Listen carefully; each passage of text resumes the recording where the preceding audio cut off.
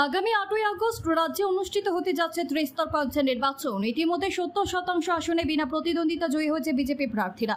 বাকি যেগুলিতে প্রতিদ্বন্দ্বিতা হচ্ছে সেগুলোতে ইতিমধ্যে প্রচারে অনেকটা এগিয়ে গেছে বিজেপি প্রার্থীরা। দিকে দিকে বাড়ি বাড়ি প্রচার, পাশাপাশি বাইক র্যালি সহ ছোট ছোট সভায় জোর দিচ্ছে বিজেপি প্রার্থীরা। অপরদিকে প্রার্থী দিলেও বিরোধীদের উপস্থিতি সেই অর্থে টের পাওয়া যাচ্ছে না। আসন্ন ত্রিস্তর পঞ্চায়েত নির্বাচনে পশ্চিম ত্রিপুরা জেলা পরিষদের তপশিলি জাতি সংরক্ষিত 7 নং আসনে বিজেপি তীব্রমথা মনোনীত প্রার্থী জয়লাল দাস প্রতিদ্বন্দ্বিতা করছেন। যদিও এই কেন্দ্রে প্রার্থী রয়েছে সিপিআইএম ও কংগ্রেসে, কিন্তু প্রচারে অনেকটা এগিয়ে জয়লাল দাস। বাড়ি বাড়ি ভোট প্রচারে যাচ্ছেন এবং ব্যাপক সাড়া পাচ্ছেন বলে জানান তিনি। প্রচারে গিয়ে তিনি গণদেবতাদের কাছ থেকে ব্যাপক সাড়া পাচ্ছেন। উন্নয়নের নিরিখেই জনগণ বিজেপি প্রার্থীদের বিপুল ভোটে জয়ী করবেন বলে তিনি আশাবাদী। জেলা পরিষদের 7 নম্বর আসনে তিনি বিপুল ভোটের ব্যবধানে জয়ী হবেন বলে দৃঢ় প্রত্যয় ব্যক্ত করেছেন। বহুত সাড়া পাচ্ছি মানুষের, দেখতে পাচ্ছেন এটা চা শ্রমিক প্রবণ এলাকা। সাধারণ মানুষের পালস দেখতে পাচ্ছেন।